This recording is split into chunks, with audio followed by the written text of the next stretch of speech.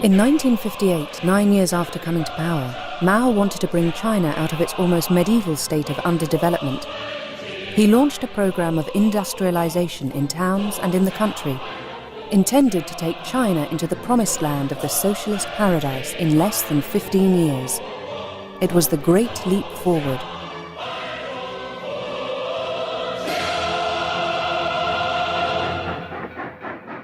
But the crazy dream became a nightmare and dragged 650 million Chinese people into hell.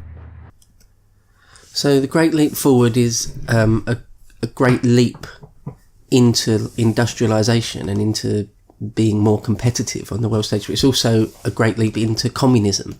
Mao and the party leadership saw it as moving from merely socialism into full communism. So it's sort of both those things. But when I talk in detail now about the Great Leap Forward, I'm going to quote a lot from Frank de Kotter's book, Mao's Great Famine. He's a Dutch historian, because it's just sort of the gold standard. I've never read anything or seen a documentary that was in as much detail or as comprehensive as this book. So I'm going to read a quote from near the opening of it, give a bit of an overview of the Great Leap Forward. So de Kotter writes, quote, "When it comes to the overall death toll, for instance, researchers so far have had to extrapolate from official population statistics, including the census figures of 1953, 1964 and 1982. Their estimates range from 15 to 32 million excess deaths. But the public security reports compiled at the time, as well as the voluminous secret reports collated by party committees in the last months of the Great Leap Forward, show how inadequate these calculations are, pointing instead at a catastrophe of a much greater magnitude. This book shows that at least 45 million people died unnecessarily between 1958 and 1962. The term famine, or even Great Famine, is often used to describe these 4 or 5 years of the Maoist era, but the term fails to capture the many ways in which people died under radical collectivization. The blithe use of the term famine also lends support to the widespread view that these deaths were the unintended consequence of half-baked and poorly executed economic programs. Mass killings are not usually associated with Mao and the Great Leap Forward, and China continues to benefit from a more favourable comparison with the devastation often associated with Cambodia or the Soviet Union. But as the fresh evidence presented in this book demonstrates, coercion, terror and systematic violence were the foundation of the Great Leap Forward. Thanks to the often meticulous reports compiled by the party itself, we can infer that between 1958 and 1962, by a rough approximation, 6 to 8% of the victims were tortured to death or summarily killed, amounting to at least 2.5 million people. Other victims were deliberately deprived of food and starved to death. Many more vanished because they were too old, weak or sick to work, and hence unable to earn their keep. People were killed selectively because they were rich, because they dragged their feet, because they spoke out, or simply because they were not liked, for whatever reason, by the man who wielded the ladle in the canteen. Countless people were killed indirectly through neglect, as local cadres, which are like party officials, were under pressure to focus on figures rather than on people, making sure they fulfilled the targets that they were handed by the top planners. A vision of promised abundance not only motivated one of the most deadly mass killings of human history, but it also inflicted unprecedented damage on agriculture, trade, industry and transportation. Pots, pans and tools were thrown into backyard furnaces to increase the country's steel output, which was seen as one of the magic markers of progress. Livestock declined precipitously, not only because animals were slaughtered for the export market, but also because they succumbed en masse to disease and hunger, despite extravagant schemes for giant piggeries that would bring meat to every table. Waste developed because raw resources and supplies were poorly allocated and because factory bosses deliberately bent the rules to increase output. As everyone cut corners in the relentless pursuit of higher output, factories spewed out inferior goods that accumulated uncollected by railway sidings. Corruption seeped into the fabric of life, tainting everything from soy sauce to hydraulic dams. The transportation system creaked to a halt before collapsing altogether, unable to cope with the demands created by a command economy. Goods worth hundreds of millions of yuan accumulated in canteens, dormitories and even on the streets, a lot of the stock simply rotting or rusting away. It would have been difficult to design a more wasteful system, one in which grain was left uncollected by dusty roads in the countryside as people foraged for roots or ate mud. The book also documents how the attempt to leap into communism resulted in the greatest demolition of property in human history, by far outstripping any of the Second World War bombing campaigns. Up to 40% of all housing was turned into rubble, as homes were pulled down to create fertiliser, to build canteens, to relocate villages, to straighten roads, to make room for a better future, or simply to punish their occupants. The natural world did not escape unscathed either. We will never know the full extent of forest coverage lost during the Great Leap Forward, but a prolonged and intense attack on nature claimed up to half of all trees in some provinces. The rivers and waterways suffered too. Throughout the country, dams and canals, built by hundreds of millions of farmers at great human and economic cost, were for the greatest part rendered useless or even dangerous, resulting in landslides, river silting, soil salinisation, and devastating inundations. The significance of the book is thus by no means confined to the famine. What it chronicles, often in harrowing detail, is the near collapse of a social and economic system on which Mao had staked his prestige.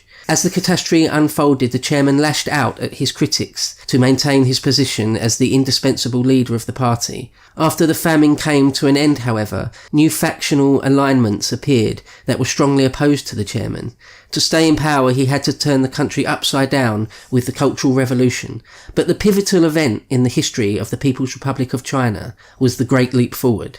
Any attempt to understand what happened in Communist China must start by placing it squarely at the very centre of the entire Maoist period. In a far more general way, as the modern world struggles to find a balance between freedom and regulation, the catastrophe unleashed at the time stands as a reminder of how profoundly misplaced is the idea of state planning as an antidote to chaos.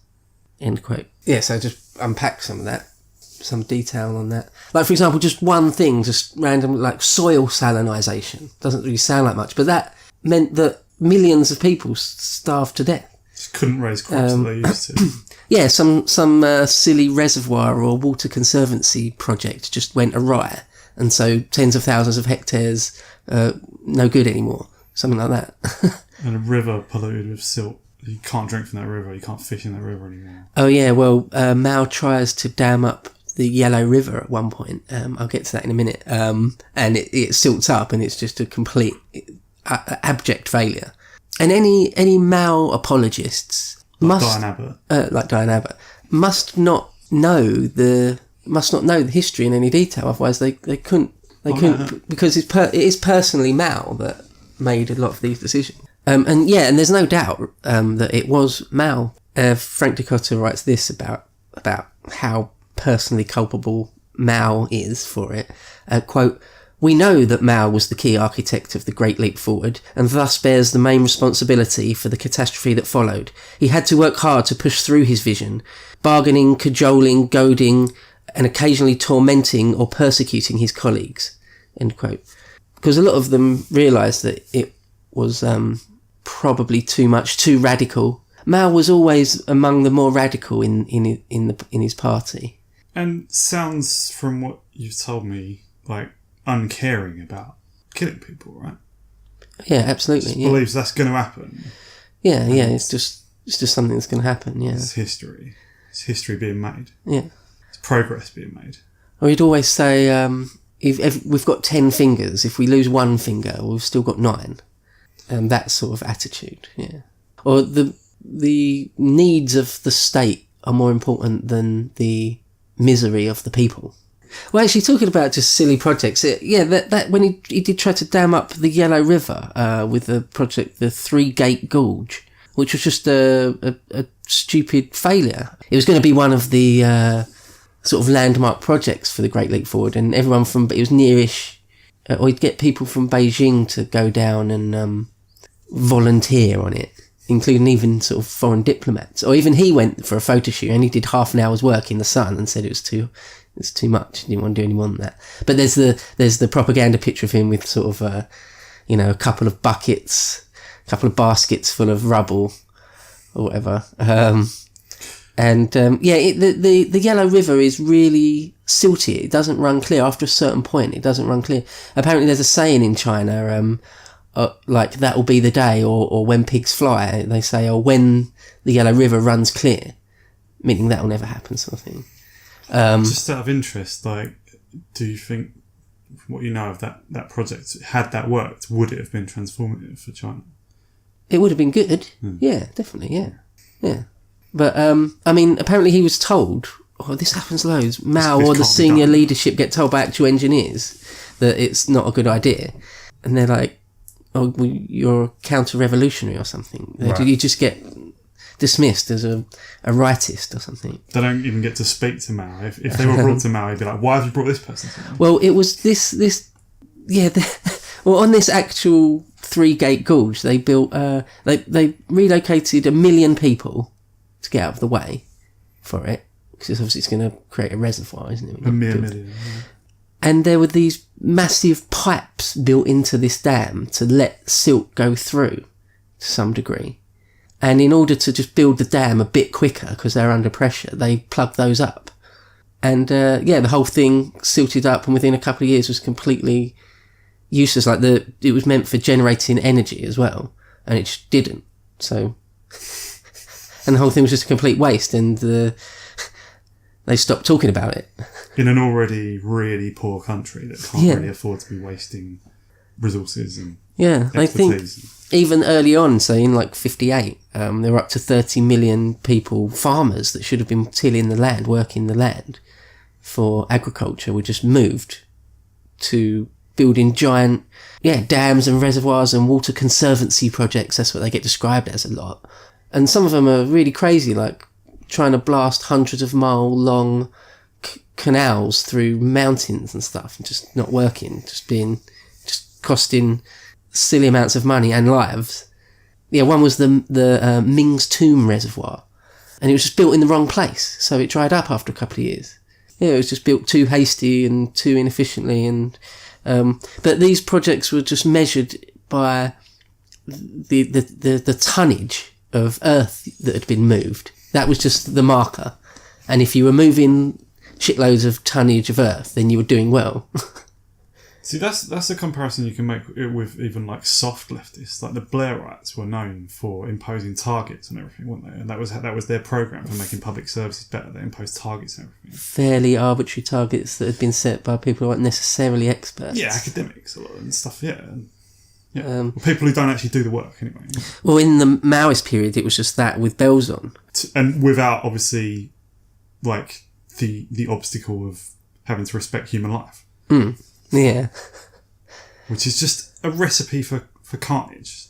Yeah. And again, if you tried to criticise it in any way, you were just branded as like a saboteur. Yeah. Like, and everyone just lives in terror of being executed for any sort of dissent. Right? Well, no, it's not necessarily. Not quite like that.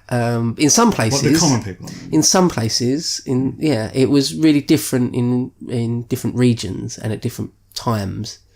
In some places, you could totally just be beaten to death for not working hard enough, But in other places, no, like, it wasn't like, the whole of China wasn't like a gulag. No. Okay. But conditions sometimes in some places were hellish, definitely like, the term killing fields was first coined by some Chinese dissidents in the Great Leap Forward, because the fields were people just worked to death a lot. No, that's a different sense of killing fields. Yeah, long before the term was used about the Khmer Rouge. Which was actually just a small area, wasn't it, near Phnom Penh? What, the actual killing fields in Cambodia? That's it's a place where different specific thing, But even in sort of 1957, 1958, famine had started. It doesn't get truly bad until sort of 59, 60, 61, but seeing famine edema was sort of apparently quite common. That's when you get like a distended belly, And this like you've seen Ethiopian kids, and that's like edema, or something called famine edema, and that was starting to be common even in 1958. Where your body's in a really bad state at that point, right? Yeah, you need medical attention. Really, it's not just a case of just having a sandwich. You're suffering from extreme malnutrition by that point. Yeah. And am I right in thinking that one of the big causes of famine, like of deaths from starvation, was that political commissars, like lower down the chain, cadres, were given targets of deliver us this much grain, or you're dead. sort of thing, like, or you're sacked or dead, right? Yeah, not necessarily dead, and so but they would certainly the lower sacked. down sort of more local people would take grain, even from starving people. That was happening, wasn't it? Yeah. Well, I'll go into a lot more detail in a bit about exactly how it ended up that the people at the very bottom, just the normal villagers, ended up with nothing. Oh, that's still okay. So. Yeah, but yeah, it's just many compounding things on top of one another that led to that. But yeah, we'll get to it. Okay. Mao and the party would quite often, when they would do a drive to, like the steel drive, to create loads of steel or something, or an agriculture drive, they would sometimes call it launching satellites, or launching Sputniks. Like, we want the we want the grain output to increase by another few million tons or whatever. And so that campaign is sort of launching a Sputnik. Or they'd even have Sputnik fields that would yield massive amounts. Yeah, I know, it's funny, but it's from a different era, isn't it? And it's in 1958 really when the crazy targets begin. The very top of the party will make up some arbitrary figure that they want as a target and then just sort of keep increasing it. I mean, Mao personally would do it with steel, just in, like, May say, oh, we want this province or this commune to create this X many million tons of steel. And then a month later, just add another few million tons onto that number. So you get the world of slogans versus the real world versus reality. And it's in 1958 where they really begin to diverge massively, starting to enter a realm of fantasy, really. Yeah, and according to all the books I've read and documentaries I've watched, they say Mao's hand is personally behind it. So he can't really be excused. Yeah, and so top party officials whip up the local party bosses, or cadres, sometimes they're called, whip them into a frenzy. Quite often the Great Leap Forward is described by all different people as a frenzy. That's one of the things that I find so horrifying about it, was, like, other than the misery and the pain and death, right? Huge bereavement. It's also just the madness of it.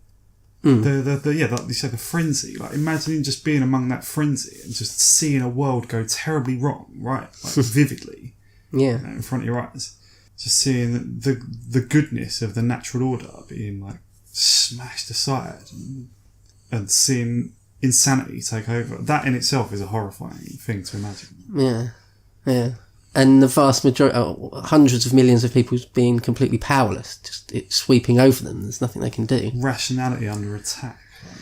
I heard one first-hand account in one book or other saying that they remember 6 or 7 sort of waves of communism hitting them, and this was in 58 was sort of the first one, where, people from Beijing or wherever turn up, a small number of them, and suddenly everything goes a bit mental and you find yourself forced to do stuff you'd never done before, like rip down your neighbour's house or something, or be forced to travel really far every day to build a canal or something. Or go erect a collective farm miles away from your home and then tear down your own home and move there. Yeah, exactly, that sort of thing, yeah. Unbelievable. I mean, it's about 1958, 1959, that sort of stuff goes on, yeah. Decotta writes, quote, "The whole country became a universe of norms, quotas and targets, from which escape was all but impossible, as loudspeakers blasted slogans, cadres checked and appraised work, and committees endlessly ranked and rated the world around them, and classification of individual performance would increasingly determine the kind of treatment meted out, down to the ladle of gruel in the canteen in times of hunger." End quote. Well, one thing I don't know whether this is relevant, but where was Xu Enlai in all this? Was he, like, right in the midst of... Yeah, he's one of the... Side? Yeah, he's one of the big boys, yeah. Yeah, he, in fact... It's Mao and about 3 or 4 other guys that if they had sort of deposed Mao or really tried to go against Mao might not have... Well, probably wouldn't have been able to force through these policies. Remember, the Great Leap Forward happened just after sort of a wave of persecution. So Mao sort of at the zenith, or one of the zeniths of his power, where, kickback from the party is at a minimum.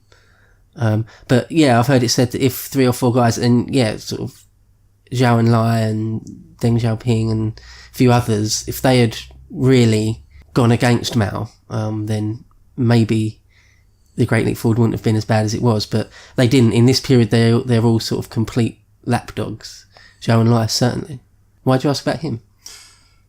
I guess, I don't know why in particular, but there was one image that came into my head. It's just, I don't even know when it's from, but it's just a picture of a bunch of like communist activists all sitting around. I think they're all sitting on the floor, and he's standing, or maybe everyone's standing up, I don't know, but he's just conducting, everyone's singing, and it looks really frantic, a really frantic chanting slogan song, right? Just looks like, just part of the madness. But I don't know when that was. That might have been well after the Great Leap Forward.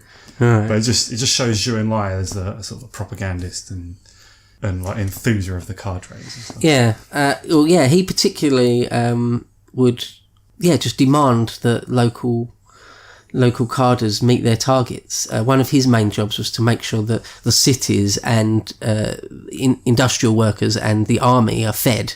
Doesn't care about anything else. That's his target. That's his job. So, a few of the guys directly under Mao can take big chunks of responsibility as well, yeah. And Deng Xiaoping, you said he was right in the midst of it as well. Yeah. Because he obviously went on to become a reformer much later. In the 70s and 80s, yeah. And changed China more than... changed China away from... Yeah, when he gets his shot at power after Mao dies, he's nowhere near as authoritarian or radical as Mao. He's still a communist, but... And a dictator. A fairly ruthless tyrant, but just not as bad as Mao, nowhere near as bad as Mao, really. Well, and realised that capitalism had a role. Yeah. They needed it. Yeah. So the spring farming had been left undone, or sort of in large part left undone, because a lot of the farmers had been forced to do other things that the party wanted suddenly. And it's just the target fever has set in, and it's just a fiction. These Sputnik fields, like some of them, they would claim that 1 hectare could yield over 200 tons of wheat or grain. It's just complete... Well, they just believed that they could make that happen. No one's asking the actual farmers that do it. So this is how it'd go. The local party cadre or local boss would say, okay, we can produce, I'll just make these figures up, but we can produce 50 tons of wheat, and he'll pass that to his party boss, who then, before he passes it on to his boss, says, we'll actually be able to do 100. And then that happens 4 or 5 times until it reaches the very, very top, where then at the very top they've got a bit of paper that says, we're going to be able to produce 10,000 tons. And they go, you can do 20,000 tons. And they pass it back down. And that sort of thing. So it's stupid. It really is a bit insane. They would have had to geoengineer the Earth to make crops that successful. Right? Well, it's just simply fiction. It's got no bearing on reality. Yeah, it's all just ideological. Like I say, Sputnik fields, where they thought they could do deep planting or close planting. Like they thought this was like a scientific thing that some boffins from Beijing had come up with, where if you just plant, rice or whatever, cotton, whatever it is, did you plant it closer together, you'll be able to yield more. It's like, no, there's a really specific way that these things have been done for hundreds, thousands of years. And the scientists would have come out with stuff like that to either please the politicians or had to come out with stuff like that. Exactly, well, right? To not be denounced as a rightist and lose your job. Everything's corrupted by politics. Yeah. And by... Well, and just bonkersness as well. But didn't Mao say that he hoped to catch up with Britain within 10 years or so? 15 years. That's in steel, specifically in steel. We'd surpassed Britain in 15 years and surpassed America in 30. By zeal and effort. Yeah. Yeah. And by not being a capitalist saboteur or not being bourgeois about it, and you can just make it happen. The quote waste unquote of competition and profit of incentive. Yeah.